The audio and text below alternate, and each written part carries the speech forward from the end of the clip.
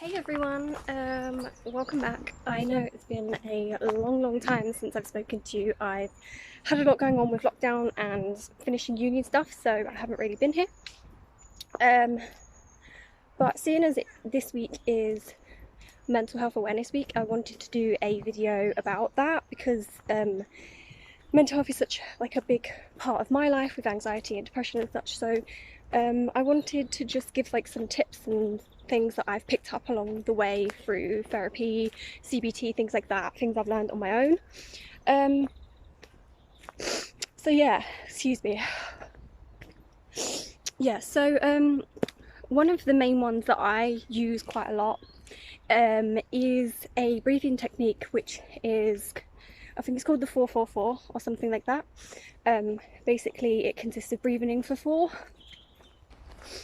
Sorry, I got a bit disturbed there. So basically you breathe in for 4 seconds, hold it for 4 seconds, and then you breathe out for 4 seconds. And you repeat this over and over and over again until it sort of feels like it takes your mind off of what you're worrying about, and it helps you to sort of gain control again of your breathing, of your body, and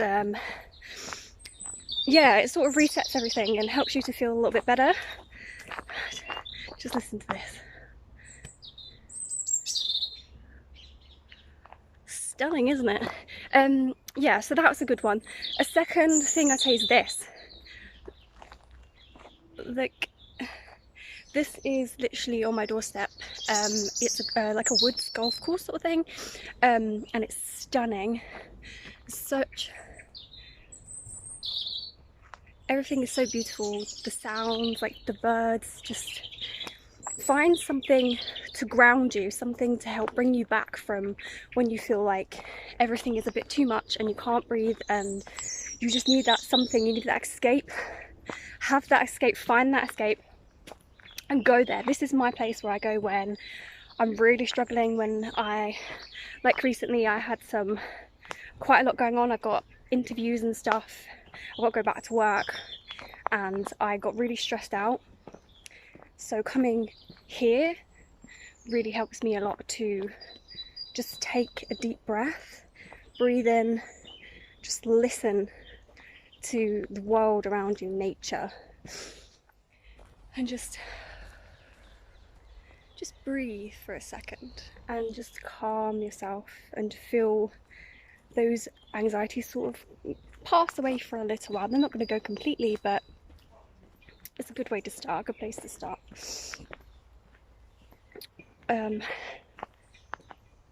So yeah, I definitely recommend coming here. Well, not here, but you know, a place near you. It's so important to have your own space. Sometimes when you're struggling, everything's becoming too much and you're sort of stuck in that circle all the time, going around, and you get more and more anxious. It's so important to find a place to just go, just chill out, reevaluate the situation, take a deep breath, calm yourself, and just think everything through. I think for number 3, that would be one as well, is something I always learnt when I used to go to therapy, was what my therapist used to call feeding the pigeons. So basically, when you're having an anxiety episode or something like that and you feel like you can't get out of it, you're stuck in that, when you obsess over those thoughts again and again and again, not only are you living through that anxiety again and again and again, but you're also doing what she likes to call feeding the pigeons, because the pigeons will only come for as long as you feed them.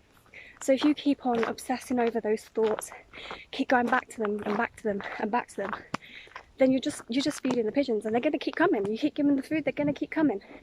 So what you have to do really is evaluate the situation and think to yourself, challenge those thoughts, and just sort of think, you know, okay, so if this did happen and this was the outcome, what would I do about that? You know, don't be scared about the end result. Prepare for the end result, but don't worry over worry yourself about it. If things are going to happen, things are going to happen, and sometimes you kind of have to accept that. It's a very hard thing to do. I know for me with anxiety and stuff, it's so hard to, when someone says to you, oh, just accept it, just move on, just smile, just be fine, you know, don't worry. That's the big one. Don't worry about it, just get on with it, you know. And it's really not that easy to just don't worry about it. But sometimes you do just have to really think things through and just evaluate it and try and gain control, because it's your body, it's your mind, and whether it feels like it or not, you are in control of you. So just remember that. I also read up, I did have a piece of paper which had all of this on. Another thing, anxiety, OCD, lists. I have to make lists of everything. I had like 10 different things for this video, and then I forgot the paper, and yeah, I wasn't going to go back and get it. There's no point. But there's something I read up on called the 478 technique, which is basically, it's by Dr. Andrew Will or Meal or something like that. And basically it's based on a yoga thing. I can't remember the name of it. I'll put like a link, like a picture of stuff for how to do it. But it's basically like a breathing / meditation yoga technique thing. And it's sort of trying to focus and bring the mind back and put it onto something else, you know, tapping into imagery that you find helpful, that's calming to you, learning how to breathe properly, and exercise as well. Any exercise helps. And it's a really interesting technique. I don't know a lot about it, so I will have to put a link in, but it's definitely worth taking a look at and seeing if that helps as well, because you can never have too many things. Another thing I'd say, I don't know what number I'm on. I'm not going to do numbers. I'm not good at numbers. Another thing I'd say is exercise. Like now, I'm just going for a walk. Before I would just lay in bed all day and I didn't want to do anything and I didn't want to get out of the house. But now I find if I do like a run a week or even just a walk a week, I find it helps and it's quite calming to me. And when you do exercise, it releases endorphins, it releases all the serotonin, the good feelings, and that's very helpful. You want those kind of hormones going through your body, you don't want the negative ones. So it's very important to make sure that even if you don't feel like it, if you really feel like you don't want to get out of the house, that you still do, even if it's just to go for a walk down the road and back. It's important to just get out, clear your head, take a deep breath of fresh air, don't be cooped up inside, and just do some exercise. And you never know, you may feel that you like it and enjoy it. And I know I do. I love going out for my daily walks now. And I think quarantine has such a good, that's the good part of quarantine, is that now I've realised that I can do things like this and I can go for walks and stuff. And I found that very, very helpful. It's put me in a better space of mind. And I love just listening to everything around me, and it just calms me. So yeah, that's an important one too.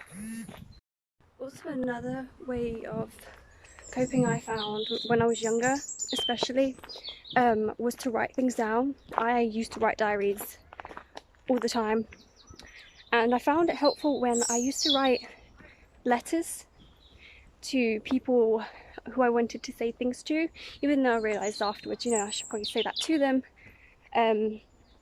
It felt good to me at the time to get my thoughts written down. And sometimes I find maybe you can write to yourself. If you were onlooker looking at you and how you were struggling, what would you say to them? What would you advise them to do?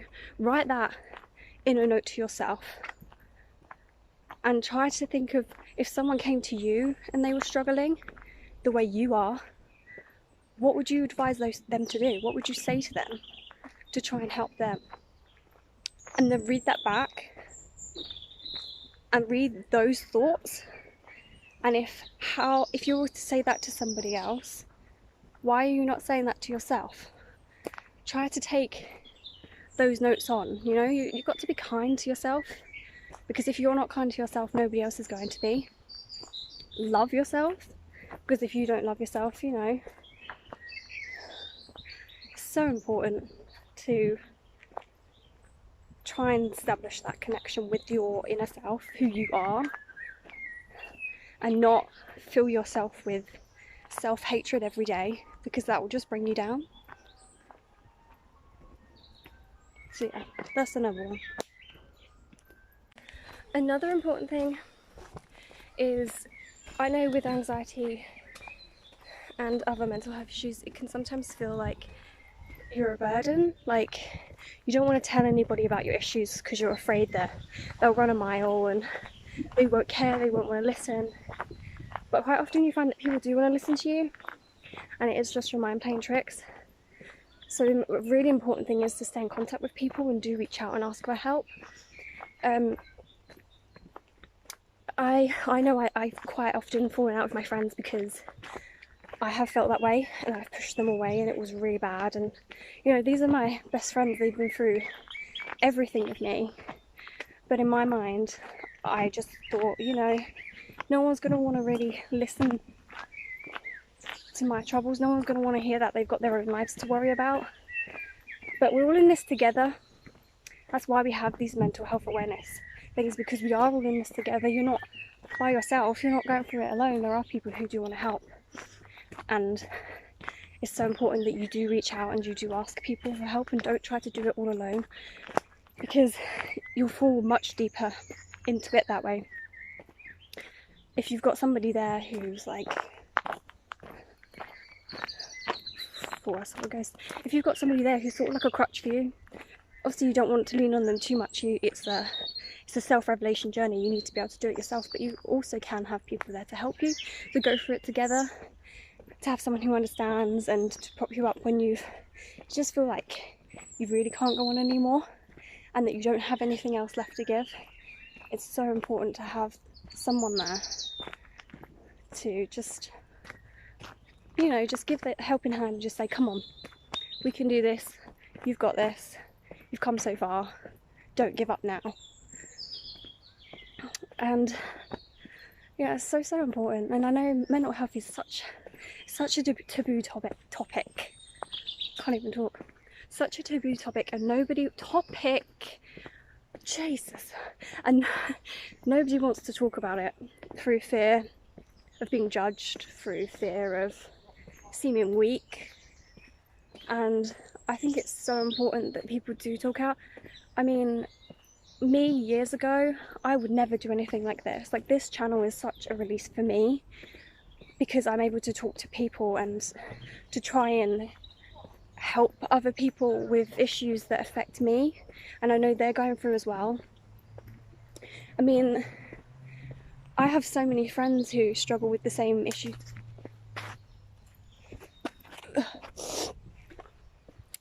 that I do, and without them I would struggle. And I know some people might think, you know, I don't have anybody to go to, but even if you don't have somebody who's close to you, there are always numbers of groups and services that you can ring if you're really struggling. There's Mind that you can go to in the UK. They have cafes in some where you can just pop in and just have a quick chat if you're feeling a bit down. And I mean, if anyone ever like wants to message me, you could always feel free to send me a message on YouTube, and I can't promise to solve your problems, nobody can do that, but I can at least offer a listening ear, a helping hand, and just, you know, some support if you need it, because I know that I'm very grateful for anybody in my life who's helped me and supported me through what I've been going through. And years ago I was in a really bad place than this. I didn't want to leave the house. I was so claustrophobic, I was scared of everything, and I was just constantly worried about I couldn't leave the house without planning for every situation of what would happen and how I'd react to it, which is not really, it's not really a way to live at all. That's just, you're not living, that's just sort of existing in a state of terror, and that's not a way to live. So yeah, I hope this video has been a little bit helpful. I know I've been rambling. I tried to bring you to a really nice pace to sort of, you know, hope this can be a little bit calming for you watching it, rather than me just sitting in my room. I thought I'd have a nice backdrop with some birds singing, and you know, this is my peaceful place, and I wanted to share that with you because you might find that helpful. Some people might not, that's totally okay. Thank you for listening to me ramble anyway, and I hope that you have picked up something, some little type of hints from this video that will go on to help you, and I hope it spurs you on to reach out if you really are struggling and if you feel alone and like you need someone, because like I said, it's important. We're all in this together, and it's important to have somebody there, and it's important to be you, you know. Never let anybody judge you for who you are and for what you're going through. Everyone's fighting their own battles, and nobody's battle is any less important than anybody else's. So stay strong and know that you've got this. I believe in you. You should believe in you. I know that you can do whatever you set your mind to. I know I can do whatever I set my mind to. It's just overcoming that worry and those thoughts, and just, you know, just taking back control of your life rather than letting your anxiety control you. Yeah, so I'm just gonna stand here and let you listen to the birds for a little while, and I hope this has been helpful to you. I love you all, and I'll see you in the next video.